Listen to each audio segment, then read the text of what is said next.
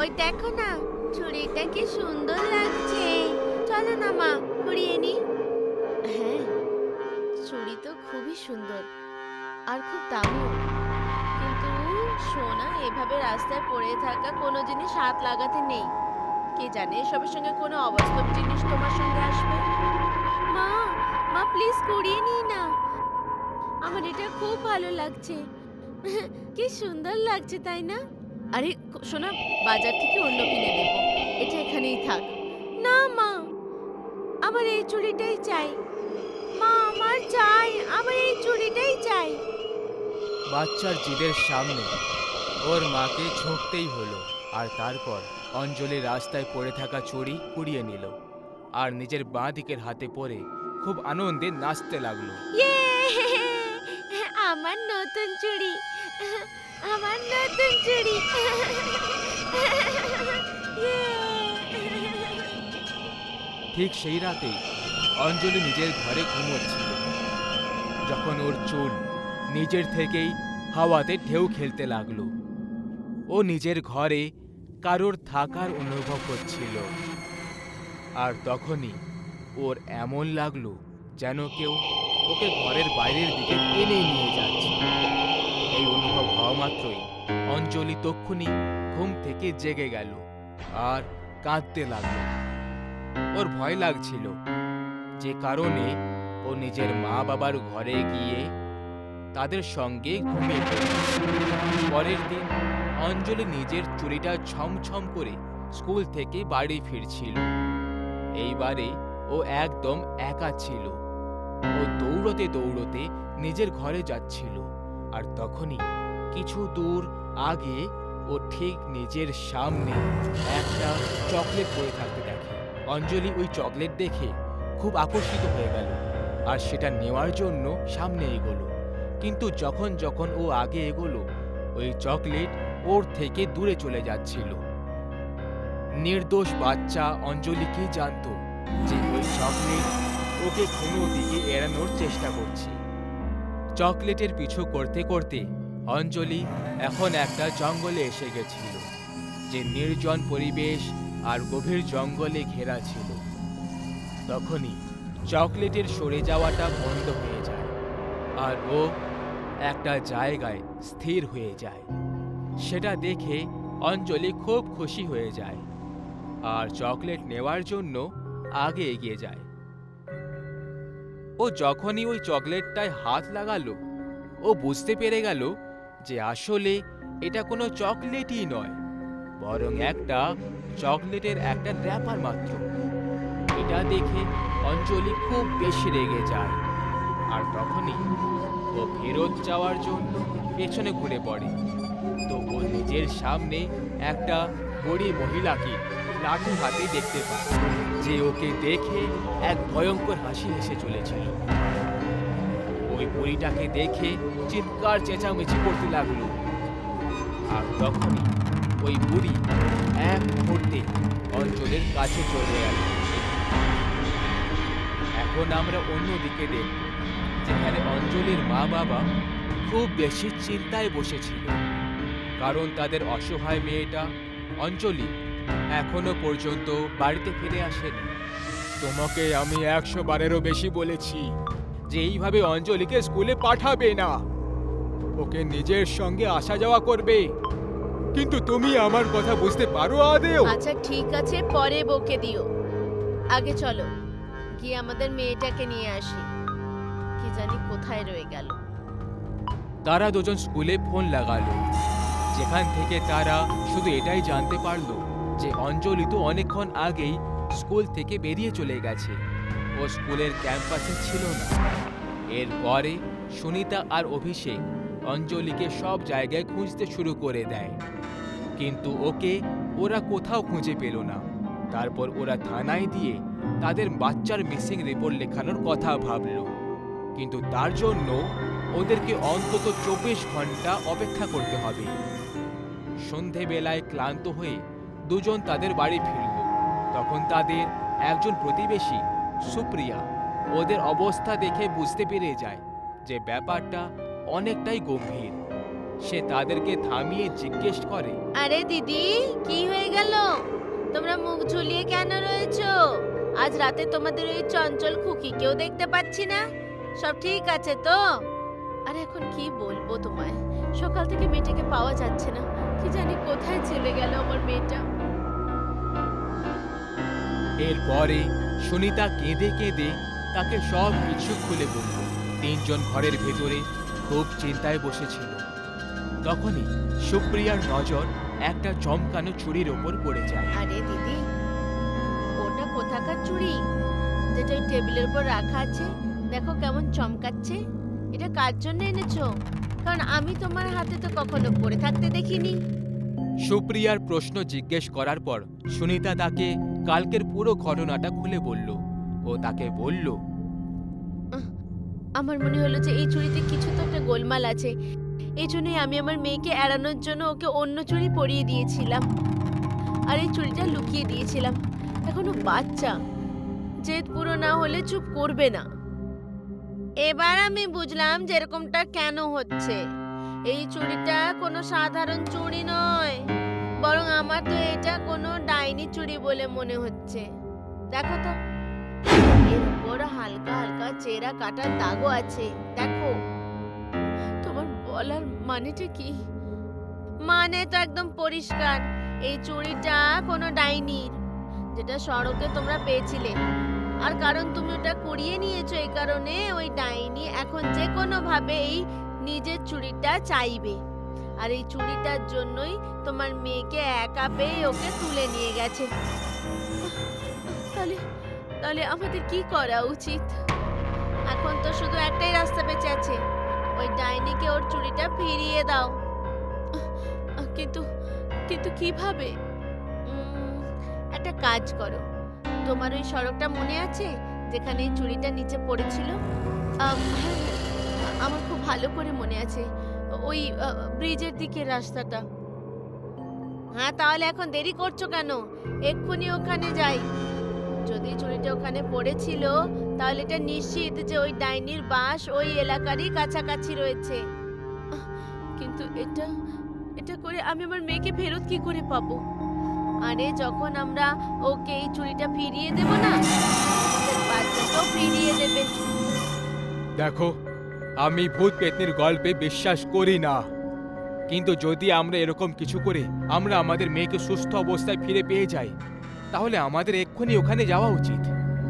এরপরে তিনজন ওই সড়কে চলে যায় আর তারপর ওই চুড়িটা নিয়ে গিয়ে রেখে দেয়। আর ওখানেই রক্তের কয়েকটা ফোঁটাও নিচে ফেলে দেয়, যাতে আকর্ষিত হয়ে ওই ডাইনি ওখান অবধি চলে আসে আর কোনো কিছু শর্ত ছাড়া সে বাচ্চাটাকে ফিরিয়ে দেয়। এরপর প্রায় 2 ঘন্টা অবধি ওই তিনজন একটা দেওয়ালের পিছনে ক্রমাগত ওই চমকানো চুড়ির ওপর নজর রাখছিল। আর সব শেষে ওখানে ওরা একটা বুড়ি মহিলাকে আসতে দেখতে পায়। ও একটা ডাইনি ছিল যে চুড়ির কাছে আসছিল। আর যখনই সে চুড়িটা পরে নিল, সে হঠাৎ করে কোনো এক সাম্রাজ্যে অপ্সরা হয়ে যায়, খুব সুন্দরী আর যুবতী। নিজের চুড়িটা নিয়ে ওই ডাইনি বিলুপ্ত হয়ে যায়।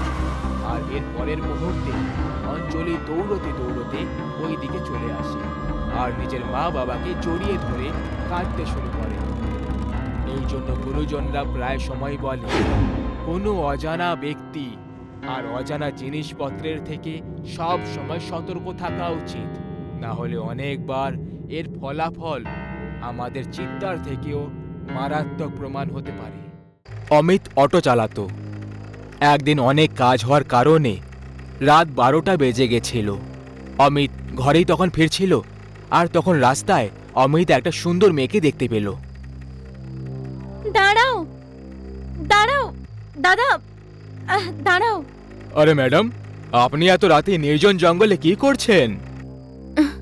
দাদা, আমি এখানে কাউকে চিনি না, এখানে নতুন এসেছি। কোথায় যাবেন আপনি? সে তাকে একটা কাগজ দিয়ে বলল, আমি এই ঠিকানায় যাব। ঠিক আছে ম্যাডাম। অমিত নিজের অটো চালাচ্ছিল আর তখন ওর চোখ আয়নায় পড়ে গেল। আয়নায় রূপার আসল চেহারা দেখা যাচ্ছিল। রূপা একটা ডাইনি ছিল। হে ভগবান, এ কি সমস্যা এসে পড়লো! এই মেয়েটা তো একটা ডাইনি। ভগবান আমার রক্ষা করো, আমাকে বাঁচিয়ে নাও। দাদা ব্যাস, অটো থামিয়ে দিন, আমি এখানেই যাব। হে ভগবান, রক্ষা করো, ভগবান রক্ষা করো। কত টাকা হলো? অমিত টাকা না নিয়েই ভয়ের চোটে অটোকে পুরো গতিতে চালিয়ে নিজের ঘরে চলে যায়। কিছু না খেয়ে দিয়েই অমিত ঘুমিয়ে পড়ে। সকালে যখন উঠল, রাতে কি হয়েছিল গো? ভূত দেখে ফেলেছিলে নাকি? তুমি কি করে জানলে? আরে আমি তো মজা করছিলাম। তুমি সোজা এলে আর কোনো কথা বললে না, খাবারও খেলে না, আর গিয়ে শুয়ে পড়লে। আমার কিছু মনে নেই। অমিত আর কমলা নিজেদের মধ্যে কথা বলছিল, আর তখনই রূপা দরজাটা খটখটালো। আমি কি ভেতরে আসতে পারি? রূপাকে দেখে অমিতের ঘাম ঝরতে লেগে গেল। আসুন, ভেতরে আসুন, আসুন। এই এলাকায় আমি নতুন। দাদা কাল আমার থেকে টাকা না নিয়ে ওখান থেকে চলে গেছিলেন। কোনো ব্যাপার নয়। কি হয়েছিল গো? তোমার এত বেশি ঘাম ঝরছে কেন শুনি? গরম? গরমটা আজকে খুব বেশি তো, হয়তো এই জন্য। হ্যাঁ হ্যাঁ। রূপা টাকা দিয়ে চলে গেল। অমিত আর কমলা নিজেদের মধ্যে কথা বলতে লাগলো। তোমার শরীর ঠিক আছে তো? তুমি ওই মেয়েটা থেকে দূরেই থাকবে, তাতেই আমাদের ভালো হবে। আরে এসব কি বলছো গো তুমি? অমিত কাজ করতে বেরিয়ে চলে যায়। কমলা রূপার সঙ্গে দেখা করতে যায়। আরে দিদি, আপনি এখানে? হ্যাঁ, আমি ভাবলাম তুমি নতুন এসেছো, একা সব জিনিসপত্র ব্যবস্থা করতে পারবে না, এই জন্য আমি এখানে তোমার সাহায্য করতে চলে এলাম। খুব ভালো করেছেন। আচ্ছা, আপনার নাম কি? আমার নাম কমলা। আর তোমার? আমার নাম রূপা। সত্যি বলতে দাদা খুবই ভালো, উনি রাতে আমার সাহায্য করেছিলেন। রূপা নামটা খুবই সুন্দর। যদি তোমার কিছু সাহায্য লাগে তাহলে আমায় অবশ্যই বলো। কমলা ওখানে এক অদ্ভুত গন্ধ অনুভব করলো, আর ও ঘরে চলে গেল। রাত হয়ে গেল। অমিত আর কমলা তখন শুয়ে পড়েছিল। তখনই কমলা অদ্ভুত রকমের আওয়াজ শুনতে পেয়ে গেল। কমলা জানলা দিয়ে উঁকি মেরে বাইরে দেখল। তখন সে ডাইনিকে দেখতে পেল। ডাইনি, ডাইনি! আমি ছাড়বো না, ছাড়বো না আমি। আরে ওঠো গো, আরে ওঠো না, দেখো না বাইরে কে এসেছে। ডাইনি, আমি জানতাম এটাই হবে। এখন কেউ বাঁচবে না, আমরা সবাই মারা পড়ব। কি? তুমি এটা জানতে? হ্যাঁ? কিছু না, চুপচাপ শুয়ে পড়ো। দুজনে ঘুমিয়ে পড়ল। সকালে উঠেই অমিত এলাকার প্রধানের সঙ্গে কথা বলতে চলে গেল। প্রধানের সঙ্গে অমিতের বন্ধু সুমিত ছিল। অমিত, কি হয়েছে? খুব ভয় ভয় লাগছো। প্রধান বাবু, আমাদের কিছু একটা করতে হবে। কিন্তু হয়েছেটা কি আগে বলবে তবে না। আমাদের এলাকায় ডাইনি রয়েছে। কাল রাতে আমি আর আমার স্ত্রী কমলা দুজন ওই ডাইনিটাকে দেখেছি। ডাইনি কিছু বলছিল? হ্যাঁ, বলল যে রাতে আমি যাকে দেখে ফেলবো তাকে আমি ছাড়বো না। তুমি নিশ্চয়ই কোনো স্বপ্ন দেখেছো। আরে আমাদের এলাকায় কোনো ডাইনি নেই। প্রধানবাবু ওখান থেকে চলে গেল। অমিত আর সুমিত নিজেদের মধ্যে কথা বলতে লাগলো। অমিত, আমাদের এলাকায় একটা নতুন মেয়ে এসেছে রে, খুব সুন্দরী, ওকে আমার খুব পছন্দ। সুমিত, তুমি দূরে থাকবে ওই মেয়েটার থেকে। কি হয়েছে, এইভাবে কেন বলছো?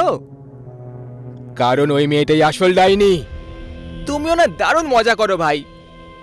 আমার কথা তোমাকে বিশ্বাস করতে হবে না, একদিন পছতাবে। একদিন প্রধানবাবু রাস্তা দিয়ে যাচ্ছিল, তখন সামনে থেকে রূপাকে আসতে দেখে দাঁড়িয়ে পড়ল। তাহলে তুমি সেই নতুন মেয়ে? হ্যাঁ, কিন্তু আপনি কে? আমি হলাম এই এলাকার প্রধান বাবু। আচ্ছা, তাহলে আপনি সেই প্রধান বাবু। আপনার যদি এখানে কোনো রকম সাহায্যের দরকার হয় তাহলে আমাকে বলে দেবেন। সাহায্য? সেটা তো তোর দরকার হবে আজকে। কিছু বললেন আপনি? কিছু না, আজ রাতে আপনি আমার বাড়িতে আসুন খাবার খেতে। রাত হয়ে গেল। অমিত আর তার স্ত্রী কমলা দুজনে ঘুমাতে পারে না। ওরা দুজন রাতে অদ্ভুত রকমের আওয়াজ শুনতে পায়। তখনই অমিত বাইরে প্রধান বাবুকে দেখতে পায়। এই প্রধান বাবু একে এত রাতের বাইরে কি করছে? হবে কিছু কাজ করতে দাও না ওকে। আজ প্রধান ডাইনির হাত থেকে বাঁচবে না। তখনই রূপা প্রধানের কাছে চলে আসে। এখন এই রূপা প্রধানের কাছে কেন চলে এলো? সেই সময় রূপা ডাইনির রূপ ধারণ করে নেয়। হে ভগবান, রূপাই তো আসল ডাইনি। কমলা লুকিয়ে লুকিয়ে সব দেখতে থাকে। তখনই ডাইনি প্রধানের গলা ধরে হাওয়ায় চাকিয়ে ধরে। তোমার এত সাহস যে তুমি আমার কাছে আসবে? আমাকে ক্ষমা করে দাও, আমি ভুল করে ফেলেছি, আমাকে যেতে দাও। হ্যাঁ, আমি তোকে ছেড়ে দেব একেবারে চিরকালের জন্য। ডাইনি প্রধানের রক্ত চুষে চুষে তাকে মেরে ফেলে। এই সব দেখে অমিত আর কমলা খুব ভয় পেয়ে যায়। সকালে দুজনে নিজেদের মধ্যে কথা বলতে লাগে। এখন আমাদের কি হবে? এই রূপা এইভাবেই আমাদের সকলকে এক এক করে মেরে ফেলবে গো। এখন ভগবানই বাঁচাবে আমাদের সবাইকে। আমরা না এই জায়গাটা চিরকালের জন্য ছেড়ে দিয়ে চলে যাব। হ্যাঁ, এটাই ঠিক হবে। আমি আজ কিছু টাকা ধার করে নিয়ে আসছি। কাল আমরা এই এলাকাটা চিরকালের জন্য ছেড়ে দিয়ে চলে যাব। অমিত কাজের জন্য বেরিয়ে চলে যায়। কমলা ঘরে একাই থাকে। তখনই রূপা ওখানে চলে আসে। আমার বাড়িতে চিনি শেষ হয়ে গেছে, একটু কি চিনি পাওয়া যাবে? আজ এই ডাইনি আমাকে মেরে ফেলবে, আমার রক্ত খেয়ে ফেলবে। দিদি, দিদি, কি এত ভেবে চলেছো তুমি? কিছু না রূপা, কি যেন চাই তোমার? একটু চিনি দরকার ছিল। এক্ষুনি নিয়ে আসছি। কমলা রূপাকে চিনি দিয়ে দিল। রূপা তারপর চলে গেল। রাত অনেক হয়ে গেল। অমিত অটো নিয়ে বাড়ি ফিরছিল। আজকেও অনেক রাত হয়ে গেছে। ওই ডাইনির হাতে যদি আমি পড়ে যাই তাহলে জ্যান্ত বাঁচবো না। তখনই অমিত সুমিতকে দেখতে পেয়ে যায়। অমিত তারপর অটো থামিয়ে দিল। অমিত কিছু বলতে চাইছিল, তার আগেই অমিত ওখানে রূপাকে দেখতে পেয়ে যায়। হে ভগবান, এ তো ডাইনি রূপা। আজকে ও আমার বন্ধু সুমিতকে ছাড়বে না। আমি সুমিতকে মানা করেছিলাম, ও আমার কথা শুনলো না। যাই হোক না কেন, ওকে আমাকে বাঁচাতেই হবে। অমিত দুজনের পেছনে আসতে লাগলো। তখনই অমিত দুজনের কথাগুলো শুনতে পেয়ে গেল। আর অমিত লুকিয়ে লুকিয়ে শুনতে লাগলো। রূপা, তুমি সত্যিই খুব সুন্দর। সুন্দর? আর আমি? এটা বলে রূপা ডাইনির রূপ ধারণ করে নেয়। ডাইনি? এখন কেমন লাগছি তোকে আমি? হ্যাঁ, খুব সুন্দর তাই না? খুব সুন্দর তাই না? আমাকে ছেড়ে দাও, বাঁচাও, বাঁচাও। অমিত কিছু করতে পারত, তার আগেই ডাইনি সুমিতের গলা ভেঙে দেয় আর তার রক্ত খেতে লেগে যায়। অমিত এই সব দেখে ভয় পেয়ে তাড়াতাড়ি করে অটো নিয়ে বাড়ি চলে যায়। কি হলো গো, এত দেরি কি করে হয়ে গেল? হ্যাঁ, আর এত ভয় পেয়ে আছো কেন? হ্যাঁ কমলা, ওই ডাইনিটা সুমিতকে আমার সামনে মেরে দিল। আমি ওখানেই ছিলাম, সব দেখছিলাম, কিন্তু কিছুই করতে পারলাম না। কি? সুমিতকে মেরে দিয়েছে ওই ডাইনিটা? হ্যাঁ, এখন এই ডাইনিটার কিছু করতেই হবে, না হলে আমাদের মধ্যে কেউই জ্যান্ত বাঁচবো না।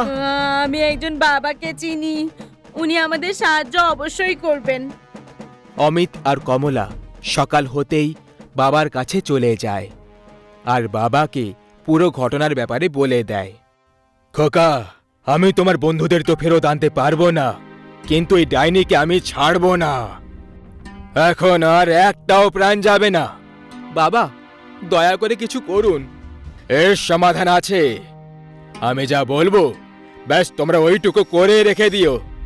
আমি কাল তোমাদের ঘরে আসব। আপনি বলুন আমাদের কি করতে হবে?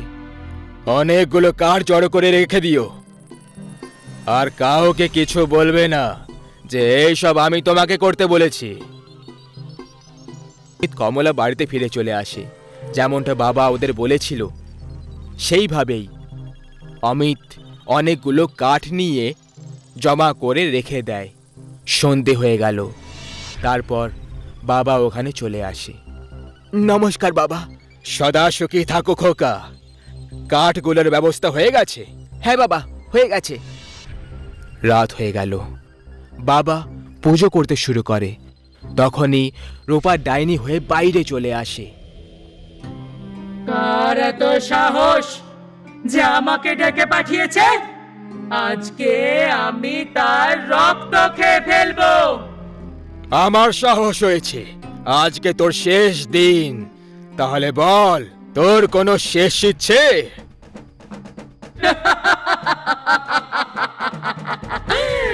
হ্যাঁ, তোর রক্ত খেতে চাই।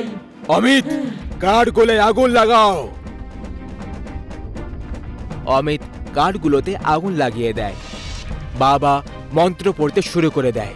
ডাইনি যখনই বাবাকে মারার চেষ্টা করলো, বাবা ডাইনিকে আগুনে ধাক্কা দিয়ে দেয় আর ডাইনি আগুনে পুড়ে মরে যায়।